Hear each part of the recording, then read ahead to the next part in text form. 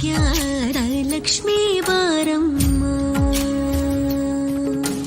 ಭಾಗ್ಯದ ಲಕ್ಷ್ಮೀ ಬಾರಮ್ಮ, ನಮ್ಮಮ್ಮನಿ ಸೌಭಾಗ್ಯದ ಲಕ್ಷ್ಮೀ ಬಾರಮ್ಮ, ನಮ್ಮಮ್ಮನಿ ಸೌಭಾಗ್ಯದ ಲಕ್ಷ್ಮೀ ಬಾರಮ್ಮ,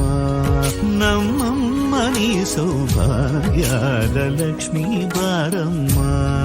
ನಮ್ಮಮ್ಮನಿ ಸೌಭಾಗ್ಯದ ಲಕ್ಷ್ಮೀ ಬಾರಮ್ಮ.